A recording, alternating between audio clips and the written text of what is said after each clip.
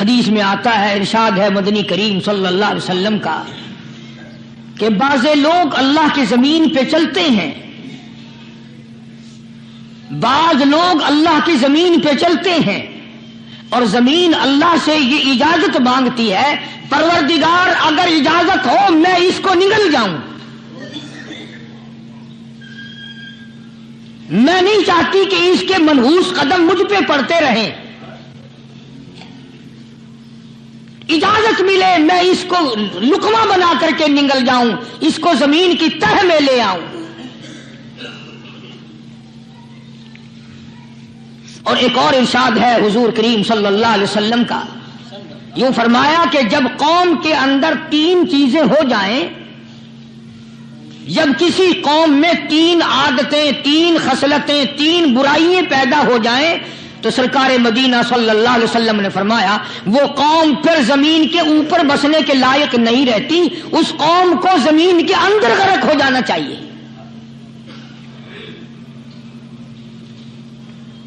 وہ کون سی باتیں ہیں؟ ارشاد فرمایا محمد عربی صلی اللہ علیہ وسلم نے کہ پہلی بات تو ان کی یہ ہے کہ جب قوم کے امیر لوگ، غنی لوگ، مالدار لوگ بخیل ہو جائیں،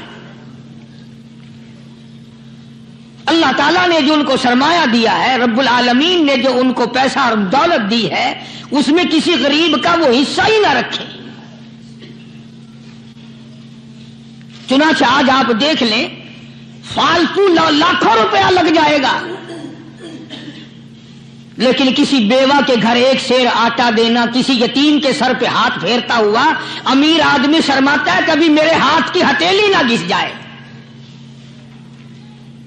حالانکہ ارشاد فرمایا مدنی کریم صلی اللہ تعالی علیہ وسلم نے بعد وقت ایسا قبولیت کا ہوتا ہے جو آدمی یتیم کے سر پہ ہاتھ پھیر دے محبت کے ساتھ، یہ بچہ یتیم ہے، اس کا لاڈ اجڑ گیا، اس کا مان اجڑ گیا، اس کا ابا رخصت ہو گیا، اس کو گود میں بٹھا کر پوچھنے والا چلا گیا بیٹا تو کیا چیز کھاوے گا؟ حضور کریم صلی اللہ تعالی علیہ وسلم نے فرمایا جب یتیم کے سر پہ آدمی محبت کے ساتھ، شفقت کے ساتھ ہاتھ پھیرتا ہے، اللہ پاک یوں فرماتا ہے مجھے اپنی کبریائی کی قسم جتنے بال اس کے ہاتھ کے نیچے آ جاتے ہیں اتنی نیکیاں ہاتھ پھیرنے والے کے نام اعمال میں لکھ دی جاتی ہے۔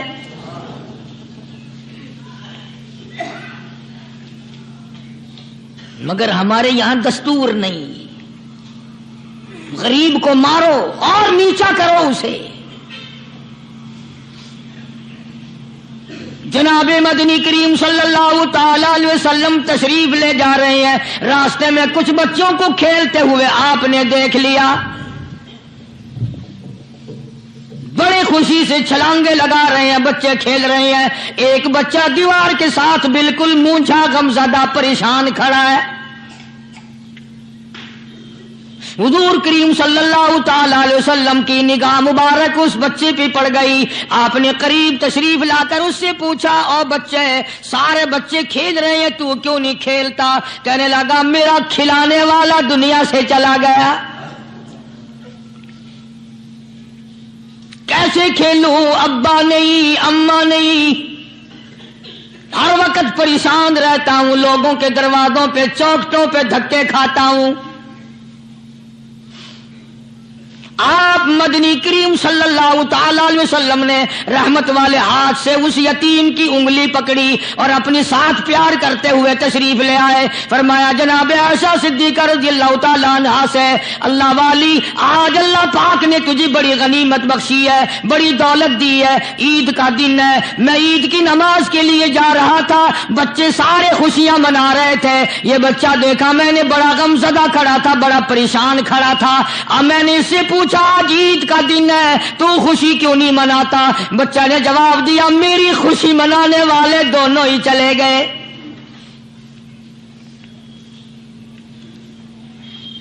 آج اللہ نے یہ موقع بخشا ہے، اسے نہلا دھلا، اس کو نئے کپڑے پہنا، मासूम बच्चे के सर पे हाथ फेरते हुए फरमाया, बेटा घबराना, ये आयशा सिद्दीका तेरी अम्मा है, मैं मुहम्मदुर रसूलुल्लाह आज से तेरा अब्बा बन गया हूं।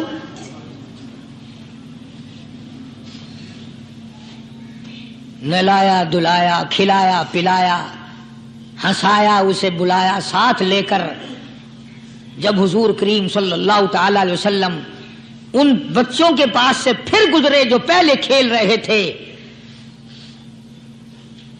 उस जमाने के तो बच्चे भी समझदार थे, आज तो चिट्टी दाढ़ी वालों को समझ नहीं है। कब्र बिल्कुल किनारे, कब्र के किनारे पे खड़े हैं, फिर भी समझ नहीं। किसी को हसद ने मारा, किसी को तकब्बुर ने मारा, किसी को दौलत की बीमारी ने मारा, इसी को मजजूब कहता है। नफ्स और शैतान खंजर दर बगल। कोई आदमी अपने बारे में इत्मीनान न करे कि मेरा मामला ठीक हो गया, ना जाने आखिरी वक्त में क्या बन जाएगी। एक अल्लाह वाले का इंतकाल होने लगा, आखिरी वक्त है। खानदान उस अल्लाह वाले का चारों तरफ बैठा हुआ है, मुरीदीन बैठे हुए हैं, अल्लाह वाले के चारों तरफ हल्का बैठा हुआ, आखिरी वक्त है। अरबी जुबान में जिसका तर्जमा ये है, उसकी जुबान से एक बात निकलती है, अभी नहीं, अभी नहीं, अभी नहीं, अभी नहीं, अभी नहीं। मरने के बाद किसी ने ख्वाब में देखा तो पूछा, हजरत जी दुनिया दुरूद शरीफ पढ़ती है, मरते वक्त कलमा पढ़ते हैं, अल्लाह अल्लाह करते हैं, ये आप अभी नहीं क्या फरमा रहे थे? तो यूं फरमाया, तुम्हें क्या मालूम है, शैतान मेरे सामने खड़ा था और कहता था मैंने दुनिया को फंसाया, दुनिया को वर्गलाया, दुनिया को बहकाया, तू मेरे फंदे से फंस गया, तेरे इल्म ने, तेरी नेकी ने बचा लिया। तो मैं कहता था जालिम अभी तो सांस आ रही है, ना जाने क्या बनेगी, अभी नहीं, अभी नहीं, अभी नहीं।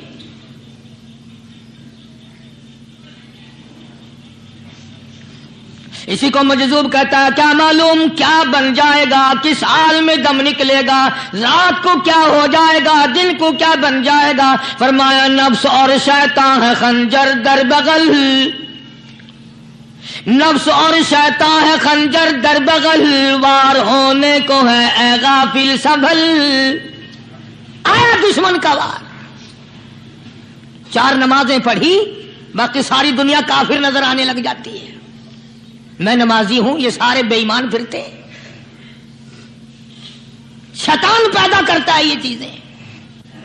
अगर अल्लाह नाम पे थोड़ी सी कभी खैरात कर दी तो बहाने बहाने लोगों के सामने जिक्र हो रहा है, अजी आजकल तो हमारे कारोबार नहीं, वरना इंशाअल्लाह फला मस्जिद जो है ना ये हमने बनाई थी। बहाने बहाने बताना। इसलिए मजजूब कहता है, घबराया ना कर और अपने आप को इत्मीनान न दिलाया कर। कहता नफ्स और शैतान है खंजर दर बगल, वार होने को है ऐ गाफिल संभल। चला शैतान का खंजर, चला शैतान का खंजर, लगाया उसने दाव, लगाया उसने दाव। लोगों का ख्याल यह है कि शैतान सिर्फ वो, शैतान के बहकाए में वो आदमी आता है जो किसी को कत्ल कर दे। लोगों के नजदीक सिर्फ जिना करना गुनाह है, कत्ल करना गुनाह है, चोरी करना गुनाह है, डाका मारना गुनाह है, और चौथी चीज गुनाह ही कोई नहीं।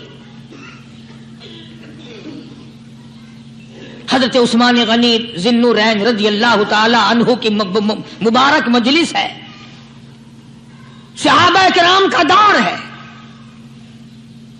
नबी का दोहरा दामाद, मजलिस है उस्मान ज़िन्नुरैन की। एक आदमी मजलिस में आके बैठा, हजरत उस्मान की मजलिस में एक आदमी आके बैठा तो हजरत उस्मान फरमाते हैं, तवज्जो, हजरत उस्मान फरमाते हैं,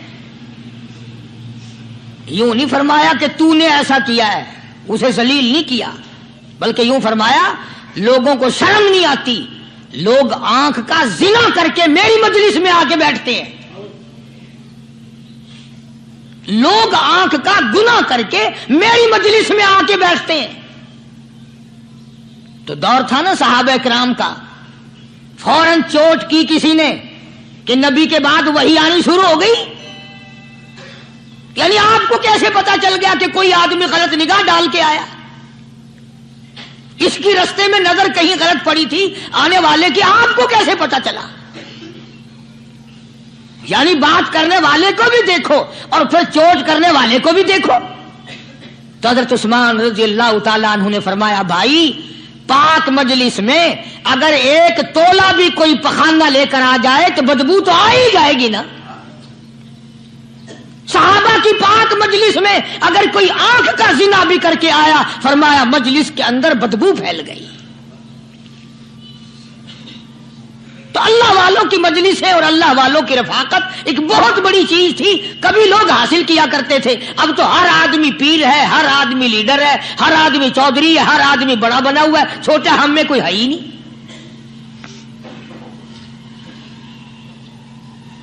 और इन वलियों की भी अलग अलग विचारों की रमजें होती हैं। उलमा किराम ने लिखा है, हजरत ख्वाजा बाकी बिल्ला रहमतुल्लाह अलैह दिल्ली में मजार है, बहुत बड़े बुजुर्ग गुजरे हैं। देखो मैं जिक्र खैर कर रहा हूं ना, कई लोग तुम्हें निकलते हुए टांगे वाले, घोड़े वाले, रक्षे वाले कहते हैं कारी अली वलियों को नहीं मानता। मैं ये जिक्र खैर वलियों ही का तो कर रहा हूं। बात सिर्फ इतनी है, तुम्हें अच्छी लगे ये बुरी लगे, मैं नंगों को नहीं मानता। मेरे नजदीक वली वो है जिसकी रग रस से, नस नस से, खून के कतरे कतरे से, हर अदा से, हर सुन्नत से, हर तरीके से मोहम्मद अरबी सल्लल्लाहु अलैहि वसल्लम की सुन्नत जिंदा होता हो। मैं उसको वली नहीं मानता जो कपड़ों से नंगा फिरता हो।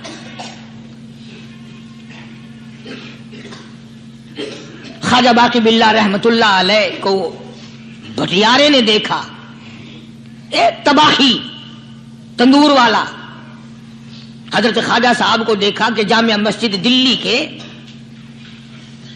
पैड़ियों पे, सीढ़ी पे कभी चढ़ते हैं, कभी उतरते हैं, कभी चढ़ते हैं, कभी उतरते हैं, परेशानी का आलम। तो तबाही तो जरूर था, भटियारा तो था, मगर था तो दिल्ली का। वो समझ गया कि हजरत को कोई परेशानी है। पहुंचा और जाके कहने लगा, हजरत क्या बात है, आज रात काफी गुजर गई है, आराम फरमाओ, कभी चढ़ते हो कभी उतरते हो, परेशानी क्या परेशानी है? फरमाया 4 मेहमान हैं, खाना खिलाना है, मेरे पल्ले कुछ नहीं। अंदाजा लगाओ, अभी अभी वली ये कह रहा कि मेरे पल्ले ढेला दमड़ी कुछ नहीं, 4 मेहमान हैं, शर्मिंदा हूं उनको खाना खिलाने के लिए। तो वो कहने लगा, हजरत ये कौन सी फिक्र की बात है, मैं भी लाता हूं। वो खाना लाया और हजरत के मेहमानों को खाना खिलाया। खाना खा लिया, फारिग हो गए। देखो वली की बात, अभी तो कहता था कि रोटी नहीं है, और अभी अभी वही वली कहता है बटियारे का हाथ पकड़ के, मांग क्या मांगता है, मांग क्या मांगता है। अब तेरे जैसा अगर वहां होता तो कहता कि जी कोई गवर्नरी शर्मनरी दिलाओ, असेंबली की मेंबरी दिलाओ, कोई तोड़े इलाके का ढेर सियाना हो गया तो आख्या कि जी मैं को बई पर ना दो, पहली पुरानी थी गई है हूं, मैं को कोई नवी लावी चा पर ना हो। यह शय मंगनी है, और क्या मंगेया। ख्वाजा बाकी बिल्ला रहमतुल्लाह अलैह बटियारे का हाथ पकड़े खड़े हैं, फरमाने लगे, मांग क्या मांगता है।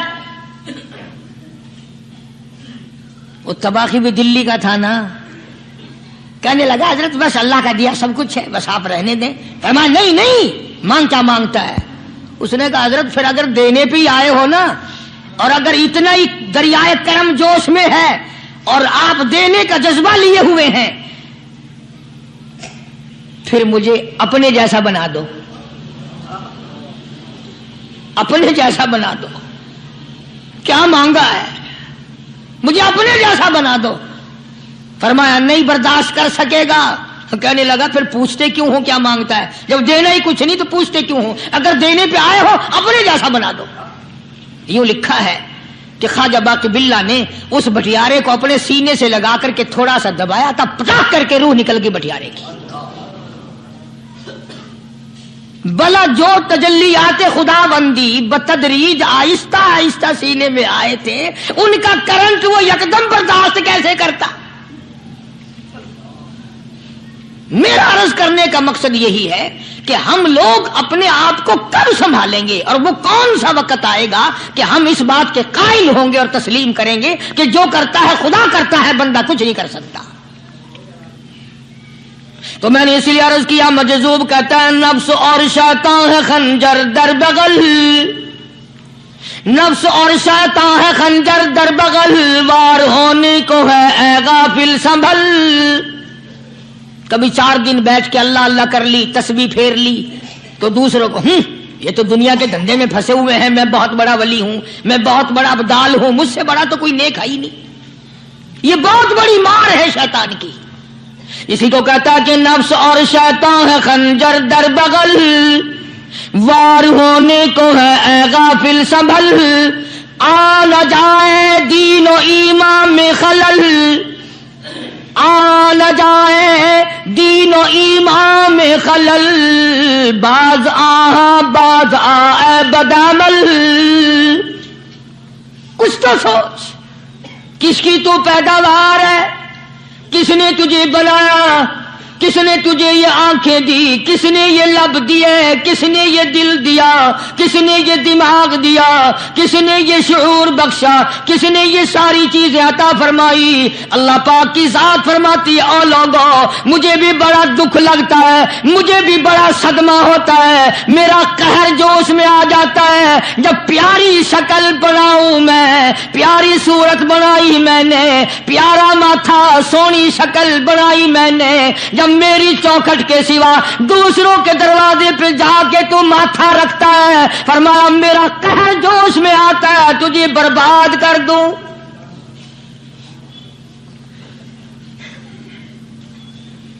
سب کچھ میں نے دیا، سب کچھ میں نے بخشا، اور پھر بھی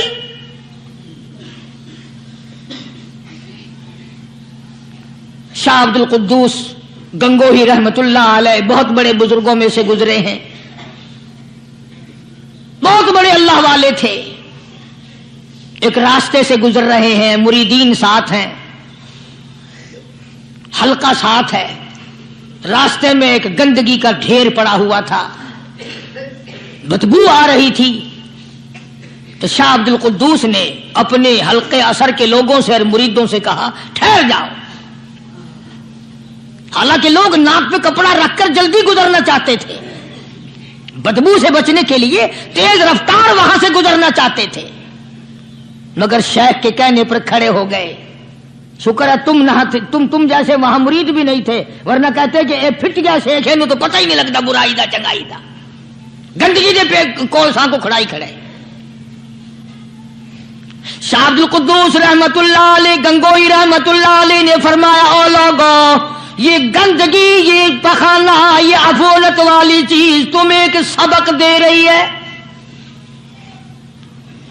وہ بڑے حیران ہوئے کہ گندگی سبق دے رہی ہے کہ ہاں یہ بدبو کا ٹھکانہ یہ سبق دے رہا ہے کہ ہاں یہ ایک سبق تمہیں پڑھا رہا ہے۔ اور وہ کیا؟ شیخ فرمانے لگے یہ گندگی تم سے کہتی ہے او لوگوں، کل سے پہلے میں مٹھائی کی صورت میں حلوائی کی تھال میں رکھا ہوا تھا، جو دیکھتا تھا اس کے منہ میں پانی آ جاتا تھا، حلوے کی صورت میں تھا، جلیبی کی صورت میں تھا، امرتی کی صورت میں تھا، اور اے گندگی کا ڈھیر لوگوں تم سے یہ کہتا ہے کل میں فروٹ والے کی ٹوکری میں رکھا ہوا تھا، اناج کی شکل میں تھا، غلے کی شکل میں تھا، پھل کی شکل میں تھا، فروٹ کی شکل میں تھا، مٹھائی کی صورت میں تھا، جو مجھے دیکھتا تھا اس کو میں پیارا لگتا تھا، میری چاہت معلوم ہوتی تھی، میری ضرورت معلوم ہوتی تھی، جو دیکھتا تھا منہ میں پانی آ جاتا تھا۔ او انسان، ایک رات تیرے پیٹ میں جانے کا اتفاق ہوا، او انسان آ دیکھ لے میرا کیا حال بن گیا۔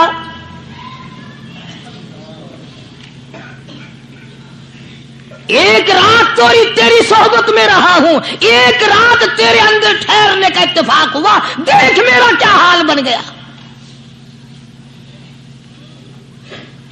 ہر شخص مجھ سے نفرت کرتا ہے، مجھ سے بدبو کی وجہ سے نفرت کرتا ہے، ناک پہ کپڑا رکھتا ہے، میرا کیا حال بن گیا؟ اور بندے تجھے 40 50 60 سال گزر گئے، تو نے اپنے اندر خوشبو پیدا کرنے کی کوشش نہ کی۔